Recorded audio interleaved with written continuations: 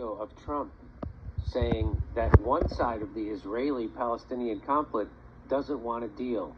What side do you think that is? The answer just may surprise you. Or will it? Here we go. It just never ends. But the key is a lasting peace. If you have a lasting peace, first thing you have to ask, do they both want to make it?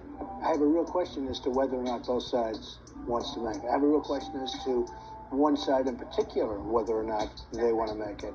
Well, I don't want to say that right now. I think one side actually would like a deal, and I think the other one maybe doesn't want a deal, to be honest. I don't want to say it. No.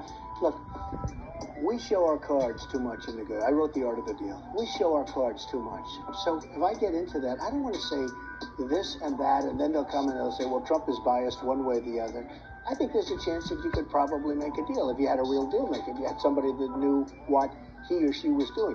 In my opinion, if Israel wants to make a deal, I think a deal could be made.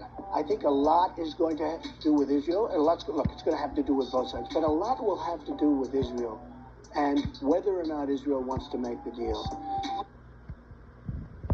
So why does Trump sound like the most reasonable candidate for president on this issue right now? I mean, it's a low bar, but he just vaunted over it by virtue of not saying the lockstep Zionist horseshit that even RFK Jr. says. But this is what I've been saying about Trump. His flex is to find a deal. It's like, let's find a deal. And he's saying one side doesn't want that deal. Which side do you think that is? Well, here he's going to reveal it here. He wanted to make a deal more than Netanyahu. And I will be honest, I had a great meeting with him, Abbas, right? I had a great meeting with him, and we spent a lot of time together, talked about many things, and it was almost like a father. I mean, he was so nice. Couldn't have been nicer.